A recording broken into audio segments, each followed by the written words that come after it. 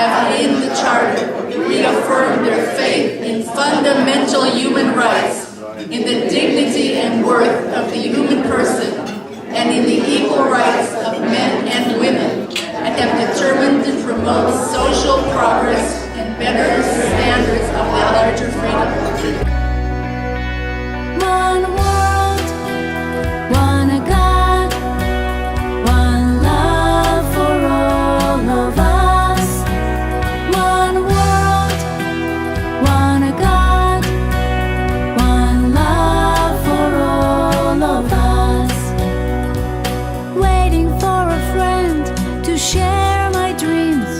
This universe is full of special beings. Let's share these dreams as one. One world, one God, one love for all of us. One world, one God, one love for all of us. I met some people who told me that their pastor was about to celebrate a Seder, their African American pastor, and I filmed 600 African Americans celebrating Passover together. And I was asking myself, what does this mean? What is this about? Why are all these people celebrating very territorially my holiday, the Jewish holiday, right? And at that event, when they spoke about the Israelites leaving Egypt, about freedom after oppression, and they spoke about it as if they themselves were the Israelites. I got it. It was this universal theme that comes from our master story, from the story of the Exodus, but it's a story that everyone can relate to. And I was invited to go to Pastor Queen's church, and I had an epiphany while I was in the church. And I said to the congregation, I have a dream. And they all said, tell it, sister, tell it. And this is what I said. I said, I have a dream, and I can see it now. There's a huge table. The pyramids are in the background. And the whole family of humanity is sitting around that table. They come from all over the world. And I know we can't agree on how to call God, how to pray to God, or even if there is a God. But something we can all agree upon is that freedom is precious, and precious to every single person in the world. Good evening, everyone. I'm so happy to be here with all of you. You gave me wings so that I can fly, be free. Yet it's still painful inside of me. How long will it take to break this lonely place? How long will I wait till I'm forever free? You gave me wings. I promise this today, to never give up till all fears fly away.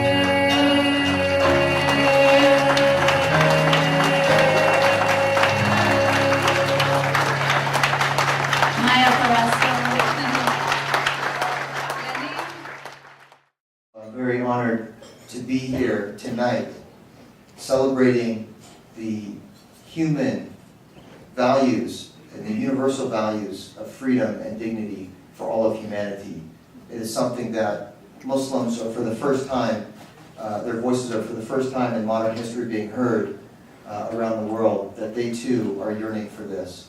And we have a model here in the United States of peaceful coexistence that is a beacon for the rest of the world, and the rest of the world is beginning to hear it.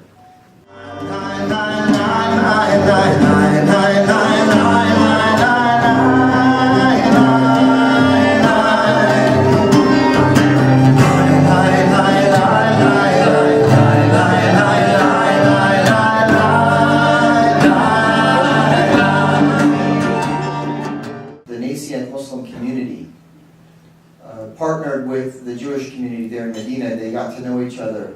And on one occasion, the Jews of Medina were celebrating Seder. And Muhammad said, "What is it that you are celebrating?" And they said, "We're celebrating the Passover, the freeing of the Israelites from the oppression of the Pharaoh." And Muhammad said, "This is a great occasion for celebration, and we too will join in annually in this celebration."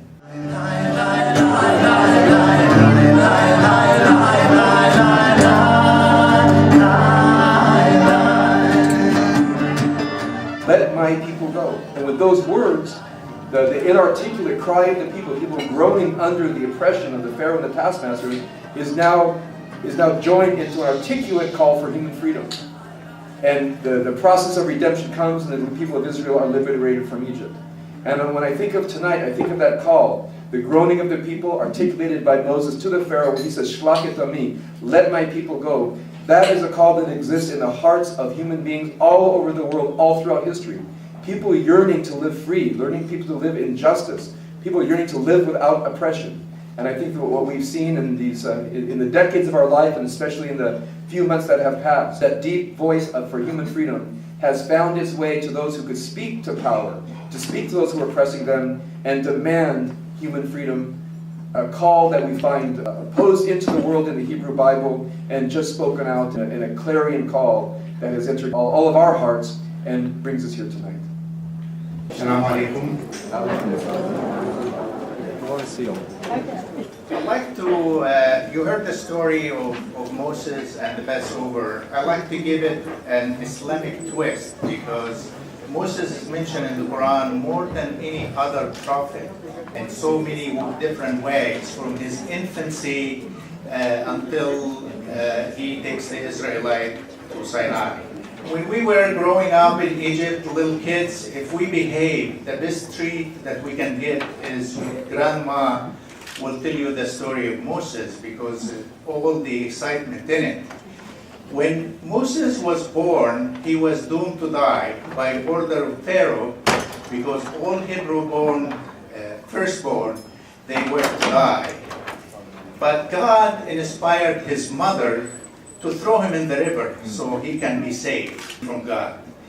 And what happened after that, that he is picked up by none other than the Pharaoh's wife, who loved the baby and raised him in the court as to become later on, as we know in Hollywood, the Prince of Egypt.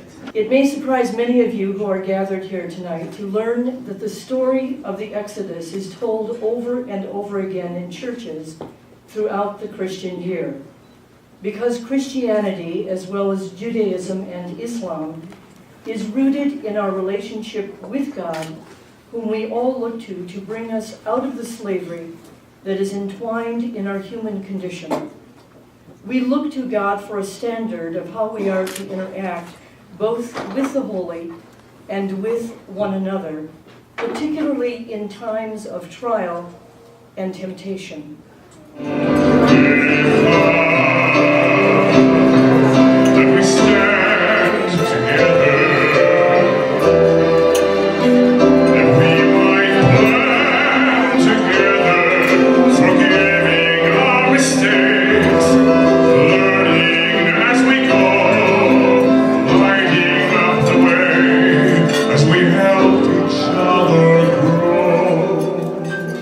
Eventually the people are able to escape out of their dwelling places in Egypt. They come all the way to the Yam Suf, the Sea of Reeds. And the sea, as you see in the text in front of you, the sea is before them, but the sea becomes a barrier. And the people look back and they see Pharaoh's army coming down upon them. They see the raging sea in front of them, and they don't know what to do. They're paralyzed. And many of the Israelites lose faith at that point and say, let's just go back. We're terrified of fighting Pharaoh's army. We're terrified to go into the sea. We don't want to drown. Let's all go back to Egypt. And God says to Moses, tell the people to go forward. And in the Midrash, what Moses does, he picks up the staff that you just heard about, and he tries to part the sea. And the sea doesn't part. He lifts the staff again and tries to part the sea. The sea doesn't part. He looked at the staff. Did I bring the right staff? Yes, he has the right staff. He tries again. The sea doesn't part. And so finally, as everyone is standing there paralyzed, in the Midrash is what you have here, one person We call it in the Jewish tradition Nachshon ben Aminadab. One person looks at Moses with the staff that's not working, looks at the Pharaoh's army behind him, looks at the sea in front of them, and he says to himself, I can imagine myself a free person, and I would rather die imagining myself a free person than to go back to slavery. So when the text says that people stepped into the sea on dry land, they ask, how can you walk into the sea on dry land? And the lesson we learned is, the sea only parted when one man stepped into the sea because he said to himself, I'd rather drown trying to go to freedom than go back and live in slavery under Pharaoh. And as Nachshon ben Aminadab, as his feet go into the sea begins to part, and we realize suddenly that the faith that was in Moses' heart, that was spoken about just a moment ago, and the power that was in that staff, was translated down into the will of that one human being who took that step forward. And as we look at the freedom that is calling people to take those steps throughout the world, incredibly brave, courageous people, it kind of occurs out, we can't imagine here what it means to live in a tyrannical regime. When people stood out there, and the first person who confronted a policeman with a club, the first person who confronted a soldier with a rifle and said, I would rather die than run back to my home afraid.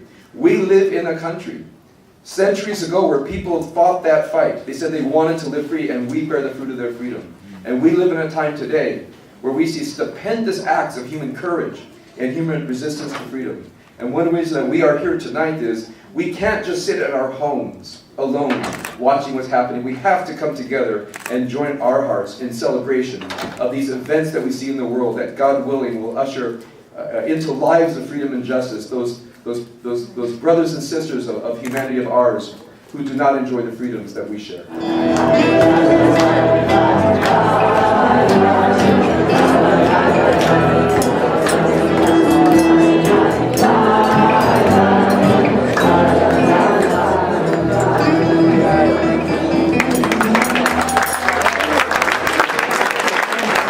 You have at your place a symbol of earth. Now when you look at this, notice that there is nothing around it for us to go to after we have trashed this place and each other.